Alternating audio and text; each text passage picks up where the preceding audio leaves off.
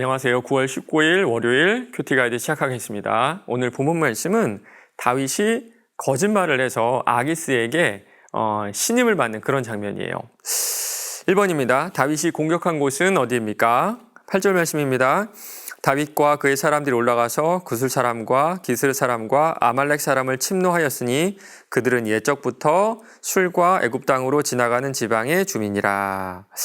구슬 사람들은 이집트와 블레셋 사이에 살던 그런 사람들이었습니다. 기르스 사람들도 마찬가지였어요. 아말렉 사람들은요, 이스라엘의 영원한 적이라고도 할 수가 있죠.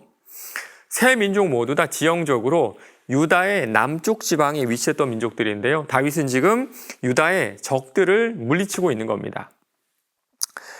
2번입니다. 다윗이 아기스에게 공격했다고 보고한 곳은 어디입니까? 10절 말씀이에요. 아기스가 이르되 너희가 오늘은 누구를 침노하였느냐 하니 다윗이 이르되 유다 네겝과 여라무엘 사람의 네겝과 겐 사람의 네겝이니이다 하였더라. 네겝이라는 말이 많이 나오죠. 이 말은요, 지형, 어떤 그 지역의 이름입니다. 지역의 이름. 유다 남쪽 지역을 말하는데요. 지금 다윗은 유다를 쳤다고, 내가 우리 민족인 이스라엘을 쳤다고 지금 거짓으로 보고하고 있는 거예요. 그리고 이 거짓말이 들통나지 않으려고 자기가 쳤던 그 민족들을 모두 다 죽여버리는 그런 모습을 볼 수가 있습니다. 9절이에요. 다윗이 그 땅을 쳐서 남녀를 살려두지 아니하고 양과 소와 나귀와 낙타와 의복을 빼앗아 가지고 돌아와 아기스에게 이르매. 3번입니다. 아기스는 다윗을 어떻게 생각하게 되었습니까? 12절입니다. 아기스가 다윗을 믿고 말하기를 다윗이 자기 백성 이스라엘에게 심히 미움을 받게 되었으니 그는 영원히 내 부하가 되리라고 생각하니라. 아기스는 다윗의 말을 그대로 믿습니다. 다윗이 지금 이스라엘의 원수가 되었으니까 다시 돌아갈 수는 없고 이제부터 영원토록 내 부하로 남을 것이다 라고 생각했던 거예요. 다음 장을 보면요, 아기스가 이스라엘과 전쟁하는데 다윗을 데려가는 모습 볼 수가 있고요. 그 전쟁에서 만약 네가 승리한다면 영원히 나의 경호원으로 삼겠다 하는 그런 이야기도 있습니다.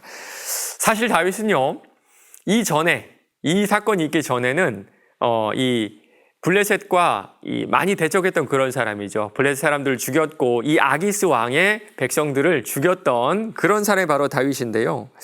참, 저 같으면 이런 나쁜 감정 때문에 곁에 두지 않았을 것 같아요. 좀 멀리 두고 경계했을 것 같은데 권력이라는 것이 참 무섭다는 생각을 여기서 하게 됩니다.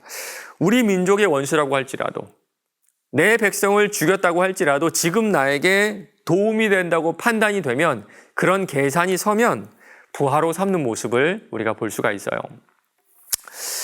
4번입니다. 구슬, 기르스, 아말렉을 공격했던 다윗이 유다를 쳤다고 속인 이유가 무엇인지 묵상해 봅시다. 일단은 좀 살아남아야 되지 않았을까요? 그리고 그 상황에서 자신의 역할을 감당해야만 했기 때문일 겁니다.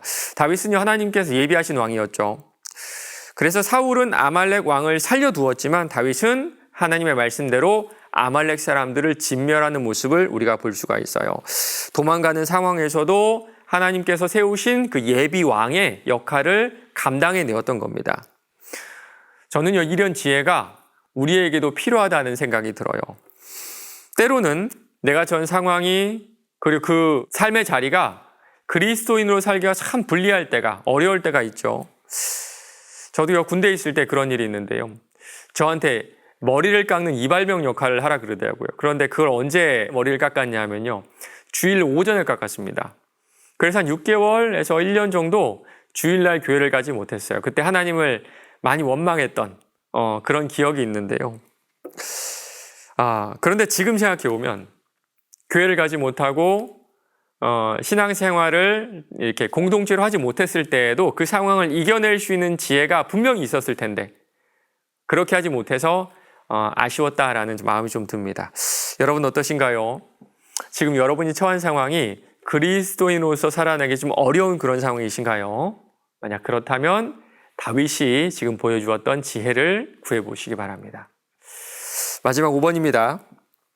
적진 가운데서도 적과 아굽을 구분했던 다윗처럼 나는 싸워야 할 대상과 섬겨야 할 대상을 바르게 구분하고 있는지 생각해 봅시다.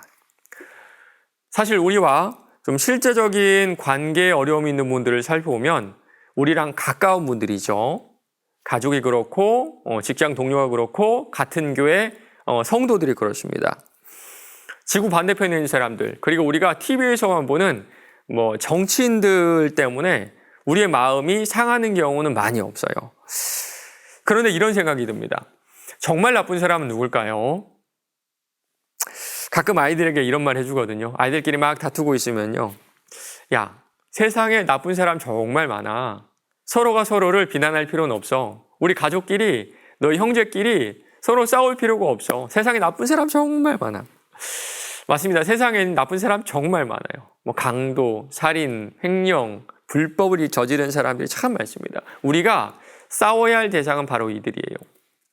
반대로 우리의 가까이에서 우리에게 스트레스를 주고 있는 우리 가족들이나 직장 동료들이나 또 교회 식구들은 우리가 섬겨야 할 대상이 아닐까요? 어쩌면 우리의 섬김이 부족해서 이런 다툼과 미움과 이런 어려움들이 계속해서 일어나는 것은 아닌지 한번 생각해 보시기 바랍니다. 오늘 하루도 어떤 자리에 있든지 하나님께 지혜를 구하며 예수 믿는 사람으로 살아내시는 저와 여러분 되시길 바랍니다.